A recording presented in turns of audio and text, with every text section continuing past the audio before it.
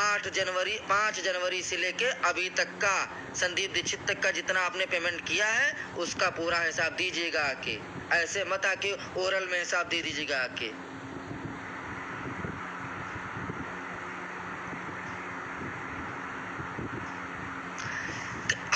Caveat से पैसा, ध्यान से सुन लो, उनके कुछ चिलगोजे यहाँ सुन रहे हैं, अपने उनसे बता देना जाके कि 5 जनवरी से लेके आज तक के जितना है पूरे पैसे का हिसाब होने चाहिए एक एक का।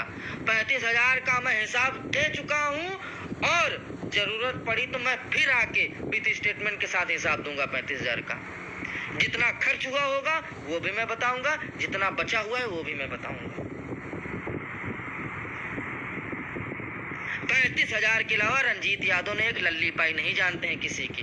जो मेरे पास आज की डेट में 6-7-8 हजार रुपये बचा है मैं उसका भी हिसाब दे दूंगा। और बता दें, यदि जरूरत पड़ेगी कहीं पर भी, अभी जब तक की नियुक्ति नहीं हो जाएगी तब तक मैं दौड़ूंगा उसी पैसे से, क्योंकि मेरे पास इतना पैसा नहीं है कि मैं इतना सब कर पाऊँ। लेकिन निवेदन करता हूँ सभी से, राहुल मौर्य हो, चाहे मनोज हो, चाहे प्रदीप हो, भसड़ ना मचाओ। आपको नियुक्ति की जरूरत नहीं। आप 50,000 कमाते हो, आप 40,000 कमाते हो, आप 60,000 कमाते हो, आपको मुबारक हो भाई साहब। हम बेरोजगार हैं, हमारे घर में खाने को लाले हैं। इसी तरीके से हमारे 6800 अभ्यर्थी हैं, उनकी जिंदगी बर्बाद न करो। आकर के या तो साथ में लड़ लो।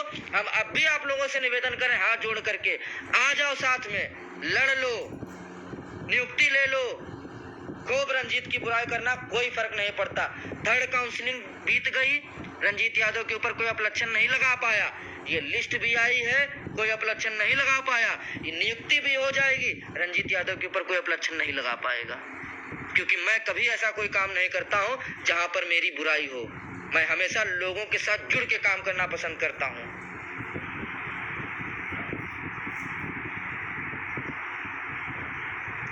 निवेदन कर रहे हैं, आ जाओ साथ में राहुल। लोगों के बहकावे में मत आओ। लोग तुम्हारा यूज कर रहे हैं, सोशल मीडिया पे तुमको गाली दी जाती हैं। वो लोग दिल्ली में बैठ के केवल आराम से तुम्हारा माइंड वॉश कर रहे हैं। तुम क्यों खिलौने की तरह चाबी भर दी जाती है, जितनी देर चाबी में दम होता किड़बिड़ करते रहते हो, उसके बाद शांत पड़ जाते हो। अपना दिमाग क्यों नहीं लगाते हो? आ जाओ राहुल, नियुक्ति आपकी है, मान जाओ मेरे भाई। साथ में मिलके काम कर लो, हमारी जिम्मेदारी है, तुम्हारा कोई बाल बांका नहीं कर पाएगा। जरूरत पड़ जाएगी तुम्हारे लिए जान पे मैं खेल जाऊंगा, और खेला हूं मैं।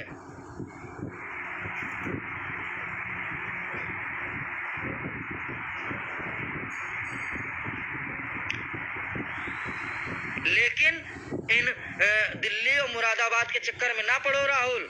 ये तो 80-80 हजार रुपए कमा रहे हैं, इनको तो संगठन भी बनाना है।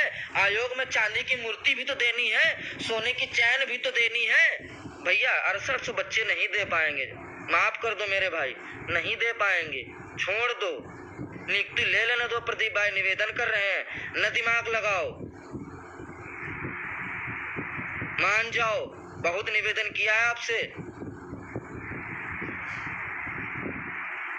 मान जाओ मेरे भाइयों, मान जाओ। नियुक्ति ले लेने दो, नहीं तो किसी दिन न तुम कहीं के बचोगे, न हम बचेंगे, न अरशद परिवार बचेगा। सबका सब धक्का मुक्की खाएगा और जिंदगी भर हम लोगों को गाली देंगे। दूसरी बात, जो 2500 अमाउंट टीम ने रखा है, आपके लोगों की सुविधा के अनुसार उसको घटा करके 1500 कर दिया गया है। ठीक। रही बात याचिका वाली, यकीन मानिए आप से जो पैसा लिया जा रहा है वो पैसा वकालतनामा पे साइन करने के लिए, एक वकालतनामा कोर्ट में जाएगा, दूसरा कोर्ट से उसको विभाग में भेजा जाएगा। उस प्रोसीडिंग का 1500 रुपये आपसे लिया जा रहा है। दूसरी बात रही याचिका की, उस पर हम आज विजय भाई से, अमरेंद्र भाई से डिस्कस कर लेंगे। जैसा होगा आपके हित में ही होगा। एक चीज और बता दें, याचिका जाए और चाहे न जाए, लेकिन जब तक कि हम जिंदा हैं वो 6800 के खिलाफ नहीं होगी। दूसरी बात मैं बता दूं, आज मैं फिर डंके की चोट पे कह रहा हूं, चाहे वो विजय भाई हो और चाहे वो अमरेंद्र भाई हो, यदि गलती करेंगे तो रंजीत यादव उनका भी विरोध करने आएंगे, कोई रोक नहीं पाएगा। क्योंकि हम डरते किसी से नहीं हैं। यदि हम सही हैं तो हम डरते अपने बाप से भी नहीं हैं।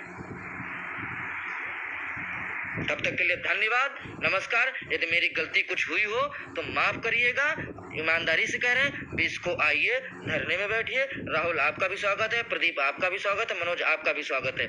जो चीजें हुए उनको छोड़िए, आगे नियुक्ति के पर विचार